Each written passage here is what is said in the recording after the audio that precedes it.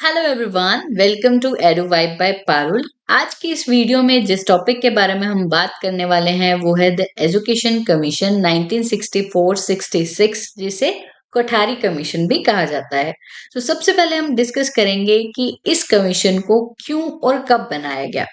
ये जो कमीशन है ये बनाया गया था 1964 में और इन्होंने अपनी जो रिपोर्ट है वो सबमिट की थी 1966 में। ये जो कमीशन है ये इंडिया का 6th कमीशन था। ठीक है, अब इसे क्यों बनाया गया था? तो पोस्ट इंडिपेंडेंस के बाद एक 5 ईयर प्लान बनाया गया। किस लिए बनाया गया? कंट्री की ग्रोथ के लिए। ये देखा गया कि इस प्लान को बनाने के बहुत से पॉजिटिव इम्पैक्ट्स थे। उनमें से एक था कि यहाँ ये पता चला कि देश में कौन-कौन से सेक्टर्स में इम्प्रूवमेंट की ज़्यादा ज़रूरत है ताकि नेशन जल्दी से ग्रो कर सके। तो ये देखा गया कि कुछ वीकनेसेस जो है वो एजुकेशन सेक्टर में लाई करती हैं। अब उन वीकनेसेस को इम्प्रूव करने के लिए गवर्नमेंट ऑफ इंडिया ने कुछ कमीशंस बनाए। 2 कमीशंस ऐसे हैं जो बनाए गए पोस्ट इंडिपेंडेंस में। सबसे पहला है राधा कृष्णन कमीशन। तो ये राधा कृष्णन कमीशन जो है इसे यूनिवर्सिटी एजुकेशन कमीशन भी कहा जाता है। ये इंडिया का फर्स्ट कमीशन था। उसके बाद बनाया गया सेकेंडरी एजुकेशन कमीशन जो फोकस करता था सेकेंडरी एजुकेशन पे। तो ये जो 2 हैं कमीशंस बनाए गए ताकि एजुकेशन सेक्टर इम्प्रूव कर सके। अब ये देखा गया कि जब इनकी रिकमेंडेशंस को एग्जीक्यूट किया गया तो कुछ अच्छे तरीके से वो इम्प्लीमेंट नहीं हो पाई, जिसकी वजह से जो रिजल्ट हम एक्सपेक्ट कर रहे थे वो हमें नहीं मिला। तो उसके लिए हमें एक और कमीशन की जरूरत पड़ी, तो तब बनाया गया कोठारी कमीशन। अब हमें ये याद रखना है कि जो राधा कृष्णन कमीशन है वो फोकस करता है यूनिवर्सिटी एजुकेशन पे और सेकेंडरी एजुकेशन कमीशन जिसे हम मुदालियर कमीशन भी कहते हैं वो फोकस करता है सेकेंडरी एजुकेशन पे। लेकिन कोठारी कमीशन एक ऐसा कमीशन है जो अक्रॉस ऑल लेवल वर्क करता है पॉलिसीज बनाने के लिए एंड प्रिंसिपल्स को डिसाइड करने के लिए। ठीक है जी। तो यहाँ पे हमें ये समझ आता है कि जो गवर्नमेंट है उसने एक न्यू एजुकेशन कमीशन बनाया जो इश्यूज पहले 2 कमीशंस को इम्प्लीमेंट करने में आ रहे थे उनको रिजॉल्व करने के लिए फोकस किया कि एस्टेब्लिश किया जाए ऐसा एजुकेशनल पैटर्न और फॉर्मुलेट किए जाए ऐसे जनरल प्रिंसिपल्स एंड पॉलिसीज जो कॉम्प्रिहेंसिव एजुकेशन डेवलपमेंट कराएं, ओवरऑल एजुकेशन डेवलपमेंट कराएं अक्रॉस ऑल लेवल, चाहे वो सेकेंडरी में हो, चाहे वो प्राइमरी में हो और चाहे वो हायर लेवल में हो। ठीक है जी। अब हम बात करते हैं कोठारी कमीशन के कुछ जनरल फैक्ट्स की। तो कोठारी कमीशन के जो चेयरमैन थे वो थे डॉक्टर दौलत सिंह कोठारी और इन्हीं के नाम पर इसे कहा जाता है कोठारी कमीशन।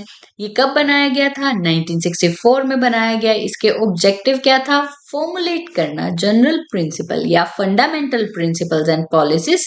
किस लिए बनाई जाए? ताकि कॉम्प्रिहेंसिव डेवलपमेंट हो एजुकेशन सिस्टम की। कौन से लेवल में? प्राइमरी में भी एंड द हाईएस्ट लेवल में भी। ठीक है जी। तो ये पॉइंट आपको क्लियर हो गया होगा। अब देखते हैं कि यहाँ पर एक 5 मेंबर्स की कमेटी बनाई गई। वो 5 मेंबर्स थे England, America, France, Japan and Russia से। इन्हें ये रिस्पॉन्सिबिलिटी दी गई कि आपको भाई क्या बनाना है? न्यू एजुकेशन पॉलिसी बनानी है इंडिया की। तो ये भी किसके अंडर हुआ? कोठारी कमीशन के अंडर। अब यहाँ पर ये देखते हैं कि जो ये कमेटी है इन्होंने 2 साल तक काम किया 1964 और 66 में और जून 29 1966 को इन्होंने अपनी रिपोर्ट जो है वो सबमिट की।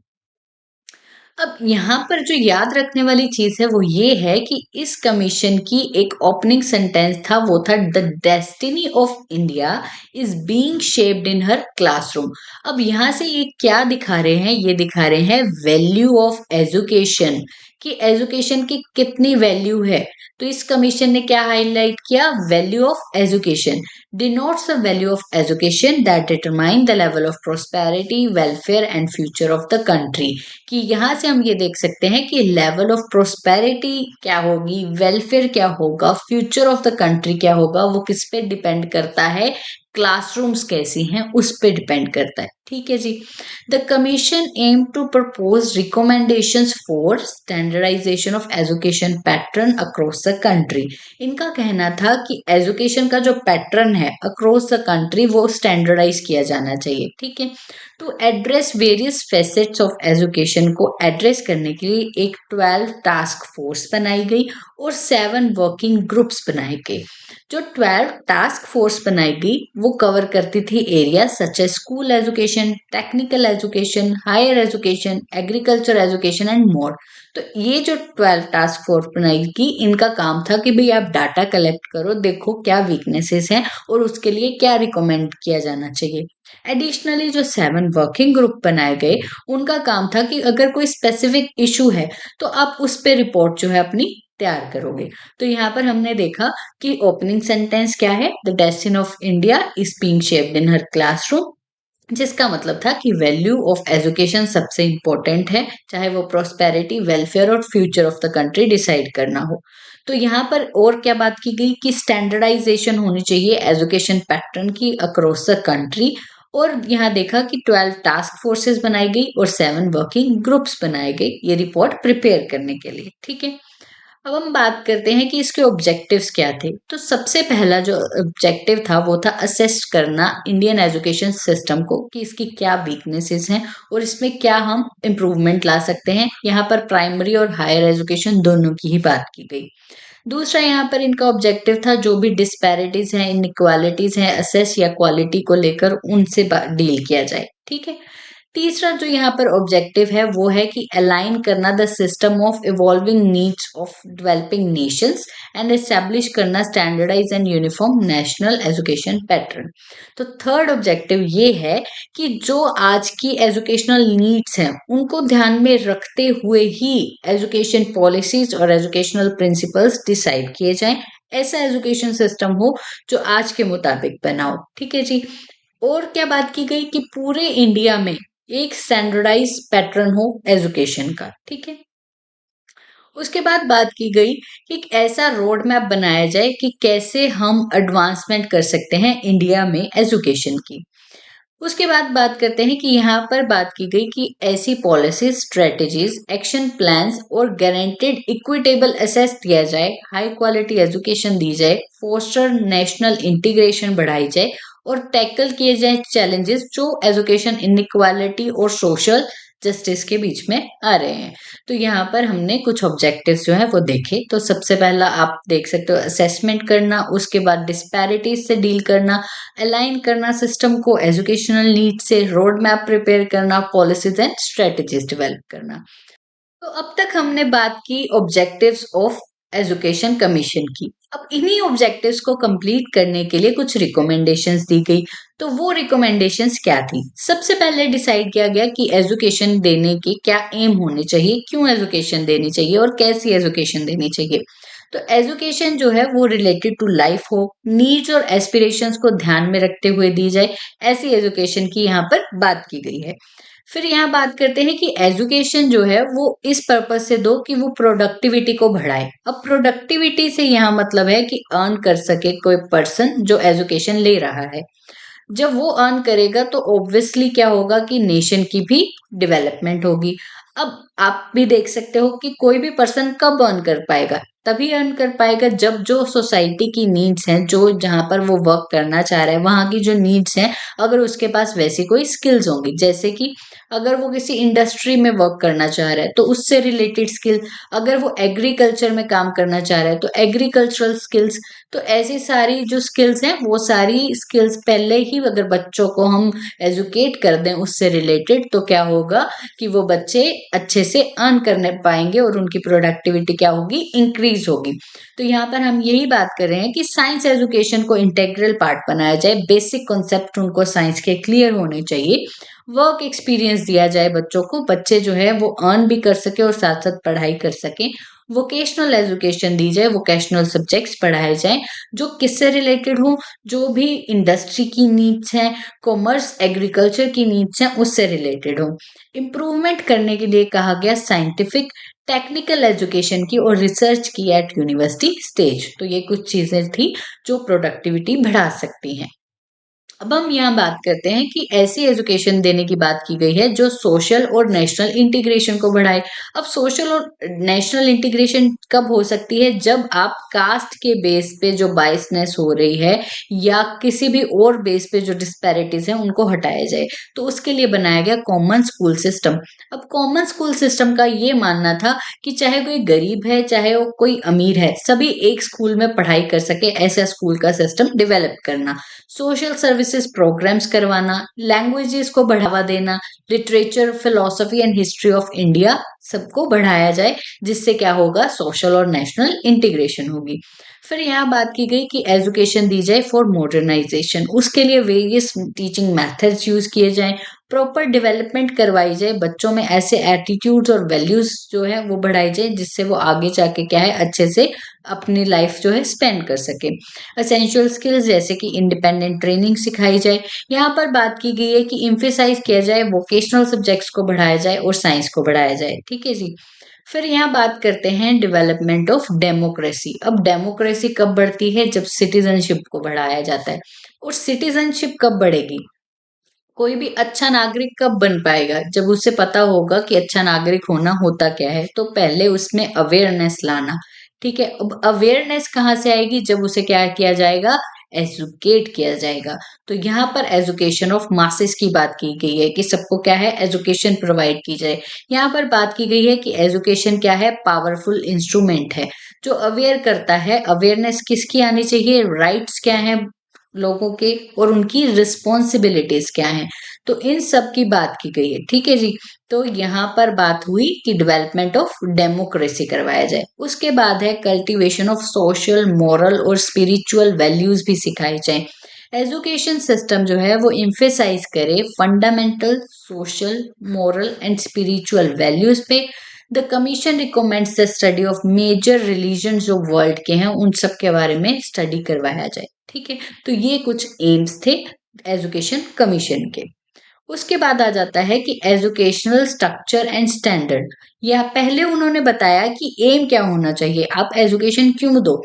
अब वो बता रहे हैं कि एजुकेशन के स्ट्रक्चर्स और स्टैंडर्ड क्या होने चाहिए। तो इनका कहना था कि 1 से 3 साल तक क्या दिया जाएगा? प्री स्कूल एजुकेशन दी जाएगी। ठीक है। उसके बाद आती है जनरल एजुकेशन। अब जनरल एजुकेशन जो है वो कितने सालों के लिए होगी? 10 ईयर्स के लिए होगी। उन 10 ईयर्स को कैसे डिवाइड किया गया? उसमें जो 4 ईयर्स होंगे वो होंगे लोअर प्राइमरी, 3 ईयर्स जो होंगे वो होंगे हायर प्राइमरी एंड 3 ईयर्स उसके बाद होंगे लोअर सेकेंडरी एजुकेशन के। ठीक है। तो ये जो पैटर्न था वो है जनरल एजुकेशन का। अब प्रायर टू जनरल एजुकेशन करने से पहले हमें प्री प्राइमरी करनी पड़ेगी, तो वो हमने यहाँ पर डिस्कस कर लिया। ठीक है जी। उसके बाद है the period of higher secondary education जो है वो फिक्स किया गया कि जो हायर सेकेंडरी एजुकेशन है वो कहाँ तक होगी? 2 साल के लिए ही होगी। The structural pattern 10 recommend. तो यहाँ सबसे हमें ये समझ आया कि स्ट्रक्चरल पैटर्न इन्होंने क्या बताया? 10+2+3। ठीक है। 10 हो गया जनरल एजुकेशन, 2 हो गया उसके बाद क्या बात की? हायर सेकेंडरी एजुकेशन, और 3 सालों की क्या होगी? डिग्री। ठीक है। तो यहाँ पर ये बताया गया। आफ्टर डिग्री कोर्स, वो जो पोस्ट ग्रेजुएट कोर्स है वो 3 ईयर्स का होगा। जो ग्रेजुएट कोर्स है वो 2 से 3 सालों तक हो सकता है। अब यहाँ पर जो और बात की गई है वो बात की गई है इंस्ट्रक्शनल डेज की, यानी कि टीचिंग डेज की। तो एक साल में 234 डेज यानी कि 39 वीक्स तो होंगे स्कूल्स के लिए, और 216 36 weeks for college and pre primary schools में इतने टीचिंग डेज रहेंगे। उस उसके बाद बात की गई कि हॉलीडेज को मिनिमाइज किया जाए। कोई भी एजुकेशनल इंस्टीट्यूशन है वो जो रिलीजियस हॉलीडेज ना दे। तो ये कहा गया एजुकेशनल स्ट्रक्चर और स्टैंडर्ड के अंडर इन कोठारी कमीशन। उसके बाद इन्होंने और क्या बात की? इन्होंने बात की टीचर के स्टेटस को इम्प्रूव करने की। उसमें सबसे पहले इन्होंने कहा पे स्केल की इक्विलाइजेशन होनी चाहिए। अब इक्विलाइजेशन का मतलब है चाहे कोई गवर्नमेंट इंस्टीट्यूट है चाहे कोई प्राइवेट इंस्टीट्यूट है, तो उन दोनों में ही पे स्केल जो है वो क्या होना चाहिए? इक्वल होना चाहिए। फिर उनका कहना था कि एक स्टेट बोर्ड बनाना चाहिए टीचर एजुकेशन के लिए हर स्टेट में। बेस्ड ऑन एजुकेशन कमीशन की ही रिकमेंडेशन पे क्या बनाया गया? NCTE, national council for teacher education 1973 में बनाया गया। तो ये एक इम्पॉर्टेंट पॉइंट है जो आपको याद रखना है। फिर यहाँ पर कहा गया कि जो टीचर्स हैं उनकी ट्रेनिंग के लिए कितने साल होने चाहिए, 2 इयर्स होने चाहिए। अगर आपको किसी भी ट्रेनिंग कॉलेजेस में टीच करना है तो आपके पास 2 डिग्रीज होनी चाहिए। एक है मास्टर्स डिग्री, दूसरा है डिग्री एजुकेशन। और जो ट्रेनिंग इंस्टीट्यूशंस में स्टूडेंट्स आ रहे हैं ट्रेनिंग करने के लिए, उन्हें आप फ्री ऑफ कॉस्ट एजुकेट करोगे। ठीक है, फिर बात करते हैं करिकुलम की। तो करिकुलम में कोठारी कमीशन का क्या मानना था? इनका कहना था कि जब बच्चा लोअर प्राइमरी स्टेज में है तो आप उसको क्या पढ़ाओ, एक ही लैंग्वेज पढ़ाओ। और वो लैंग्वेज क्या होनी चाहिए? उसकी मदर टंग और उसकी रीजनल लैंग्वेज होनी चाहिए। ठीक है, और mathematics, study of environment, creative activities करवाओ, वर्क एक्सपीरियंस, हेल्थ एजुकेशन, इन सब की बात की गई। ठीक है, वर्क एक्सपीरियंस का यहाँ मतलब है एक्टिविटी बेस्ड एजुकेशन दो। हायर प्राइमरी में यहाँ पर 2 लैंग्वेजेस की बात की गई। मदर टंग तो पढ़ ही रहा था बच्चा, अब उसके साथ साथ या तो उसे हिंदी पढ़ाओ या तो उसे इंग्लिश पढ़ाओ। फिर उसके बाद है लोअर सेकेंडरी। लोअर सेकेंडरी में इसे कहा गया कि 3 लैंग्वेजेस पढ़ाओ। 3 लैंग्वेजेस में क्या आ जाता है? तो यहाँ पर 2 ऑप्शंस दिए गए। अगर तो आप नॉन हिंदी स्पीकिंग एरिया से हो, जहाँ पे हिंदी नहीं बोली जाती, तो आप अपनी मदर टंग पढ़ोगे या रीजनल लैंग्वेज पढ़ोगे। उसके बाद आपको हिंदी पढ़ना कंपलसरी है, उसके साथ साथ आप इंग्लिश पढ़ सकते हो। ठीक है, तो ये कहा गया नॉन हिंदी स्पीकिंग एरियाज के लिए। इन हिंदी स्पीकिंग एरियाज क्या कहा गया कि मदर टंग और रीजनल लैंग्वेज। अब मदर टंग और रीजनल लैंग्वेज अगर आपकी हिंदी है तो आप इंग्लिश पढ़ोगे और उसके साथ साथ 1 मॉडर्न इंडियन लैंग्वेज भी पढ़ोगे। ठीक है, बिसाइड्स उसके साथ साथ आप मैथ साइंस तो पढ़ोगे, art, work experience, physical education. ठीक है, एजुकेशन ऑफ मॉरल और spiritual values, civics, history, geography, इस सबको बढ़ावा दिया गया। अब हायर सेकेंडरी में जब आप आ गए हो तो कोई भी 2 लैंग्वेजेस आप पढ़ सकते हो। विच शुड इंक्लूड एक मॉडर्न इंडियन लैंग्वेज होनी चाहिए और एक मॉडर्न फॉरेन लैंग्वेज होनी चाहिए।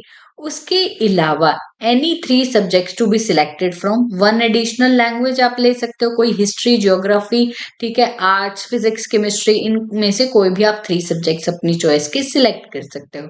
तो ये सारा था कि मीडियम ऑफ इंस्ट्रक्शन क्या रहेंगी, उसमें कौन कौन से सब्जेक्ट्स को बढ़ाया गया। तो ये कुछ करिकुलम के लिए मेन फैक्ट्स थे जो किसके अंदर थे, कोठारी कमीशन के अंदर। अब इन्होंने बात की थी क्वालिटी एजुकेशन की। क्वालिटी एजुकेशन के लिए इन्होंने कहा सबको इक्वल अपॉर्चुनिटीज दो, जिसके लिए इन्होंने कॉमन स्कूल खोला। फ्री एजुकेशन 6 से 14 साल के लिए फ्री एजुकेशन दो। हाई क्वालिटी टेक्स्ट बुक्स लगाने के लिए कहा गया। बैकवर्ड क्लासेस के लिए इन्होंने क्या कहा? इनका कहना था कि कॉमन स्कूल सिस्टम खोलो, जो क्या करे कि गवर्नमेंट स्कूल्स हैं, चाहे लोकल अथॉरिटी स्कूल्स हैं, चाहे एडेड प्राइवेट स्कूल्स हैं, इन सबको बना मिलाकर जो है वो एक कॉमन स्कूल सिस्टम बनाया जाए। इनका विजन ये था कि यूनिवर्सल पब्लिक एजुकेशन हो, सबको एक जैसी एजुकेशन मिले, चाहे कोई अमीर है चाहे कोई गरीब है। फिर इनका मानना था कि जो प्राइमरी गोल है वो है equal access to education for all children. Eliminate करना कि जो एवरेज पेरेंट है उसे किसी भी ऐसे स्कूल में जहां पर स्टैंडर्ड या नॉर्म्स फॉलो नहीं किए जा रहे हैं वहां नहा। तो यहाँ का जो प्राइमरी गोल था वो था कि equal access to education for all children. इसमें एलिमिनेट किया गया नीड ऑफ एवरेज पेरेंट की, कि वो जो एवरेज पेरेंट है उसे किसी भी ऐसे स्कूल में जहाँ कोई नॉर्म्स या स्टैंडर्ड फॉलो नहीं हो रहे हैं, जहाँ अच्छी एजुकेशन नहीं दी जा रही, वहां अपने बच्चे को एडमिशन ना दिलवाना पड़े। और ऐसा कब पॉसिबल है? तब पॉसिबल होगा जब जो अच्छे स्कूल्स हैं वहां की फीस को कम किया जाएगा, वहां हर कास्ट का बच्चा पढ़ पाएगा। तो ऐसा पॉसिबल किया गया under common school system. Common school system का मतलब ये भी था कि इक्वलाइज किया जाए एजुकेशनल अपॉर्चुनिटीज बाय जो सिग्निफिकेंट डिस्पैरिटीज हैं उन्हें हटाया जाए। ठीक है, कॉस्टली प्राइवेट स्कूल्स और जो न्यूमरस गवर्नमेंट स्कूल या लोकल बॉडी स्कूल्स में जो भी डिफरेंसेस हैं उन्हें कम किया जाए। ठीक है, तो ये था फॉर बैकवर्ड क्लासेस क्या रिकमेंडेशंस थी। उसके बाद इन्होंने वुमेन एजुकेशन को भी बढ़ावा दिया। इन्होंने कमेटीज बनाई वुमेन एजुकेशन की, स्टेट लेवल पर, सेंट्रल लेवल पर वुमेन स्कूल्स बनाए गए, हॉस्टल्स बनाए गए, इक्वल करिकुलम की बात की गई। पहले ऐसा करिकुलम फॉलो करने के लिए कहा गया जाता था जिसमें जैसे कि होम साइंस सब्जेक्ट है, ये कहा जाता कि वो होम साइंस सब्जेक्ट सिर्फ किसके लिए होना चाहिए? जो लड़कियां हैं उनके लिए कंपलसरी होना चाहिए। लेकिन जो कोठारी कमीशन था, इनका कहना था कि होम साइंस एक ऑप्शनल सब्जेक्ट है, अगर कोई लड़की पढ़ना चाहे तो पढ़ सकती है, नहीं तो ना पढ़े। तो ये कंपलसरी नहीं था, ठीक है। उनके लिए कहा गया कि म्यूजिक, फाइन आर्ट्स और साइंस की स्टडी और मैथमेटिक्स की स्टडी को बढ़ावा देना चाहिए फॉर वुमेन्स, ठीक है। और प्रोवाइड करे ऑक्यूपेशनल स्कोप फॉर वुमेन्स, की वुमेन्स भी अर्न कर सके। फुल टाइम रिक्रूटमेंट कही गई मैरिड वुमेन के लिए। इस कमीशन ने फोकस किया एग्रीकल्चर एजुकेशन पे भी। तो इस कमीशन का मानना था कि इंडिया एक एग्रेरियन कंट्री है, जिसका मतलब है कि यहाँ पर 70% जो पॉपुलेशन है वो एग्रीकल्चर पे अपना जो गुजारा करती है, ठीक है। देयरफॉर एवरीवन शुड पोजेस, तो उनको जनरल इंफॉर्मेशन तो होनी चाहिए एग्रीकल्चर के लिए। मोर ओवर गार्डनिंग या डोमेस्टिकेशन ऑफ एनिमल्स जो है वो अर्बन ड्वेलर्स भी कर रहे हैं, ठीक है। तो इसके लिए इनको स्टडी में भी आपको लाना चाहिए। It is therefore quite appropriate to have general knowledge about it that primary level पर इससे रिलेटेड जनरल नॉलेज बच्चों को दी जानी चाहिए।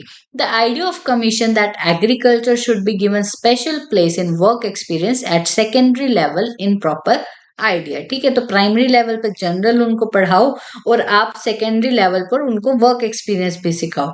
The suggestion of the organisation of agriculture education in polytechnical colleges में भी ऑर्गेनाइज करवाओ agriculture education. And the organisation of higher education and research work, agricultural जो कॉलेजेस हैं उनमें हायर एजुकेशन दी जानी चाहिए, रिसर्च वर्क करवाना। उसके बाद है वोकेशनल एंड टेक्निकल एजुकेशन। तो एग्रीकल्चर एजुकेशन की बात की, यहाँ पर जो कमीशन है वो फोकस करता है वोकेशनल एंड टेक्निकल जो एजुकेशन है पढ़ाई जाए, जिससे क्या होगा कि जो अनएम्प्लॉयमेंट रेट बढ़ रहा है वो नहीं बढ़ेगा, ठीक है। जब लोगों को स्किल्स आती होंगी, टेक्निकल एजुकेशन होगी, तो वो अच्छे से जॉब कर पाएंगे, ठीक है। उसके बाद है कि it also emphasise on updating their curriculum, ऐसा बनाओ जिससे फैसिलिटीज मिले to these institutions and place equal emphasis, वो थ्योरेटिकल के साथ साथ प्रैक्टिकल ट्रेनिंग भी करा सकें। तो ऐसा करिकुलम डेवलप करने के लिए कहा गया। फिर अब देखते हैं कि ये सब रिकमेंडेशंस देने के बाद फायदा क्या है, मेरिट्स क्या है इस कमीशन की, तो वो देखेंगे। तो इस कमीशन ने रीडिफाइन किया एजुकेशन को, ठीक है। इन्होंने अपने एम्स और ऑब्जेक्टिव्स अलग बनाए दूसरे कमीशन से। ये कॉम्प्रिहेंसिव स्टडी थी, ये प्राइमरी और हायर लेवल दोनों की बात करती है। यहाँ पर वोकेशनल एजुकेशन और वर्क एक्सपीरियंस की बात की गई है।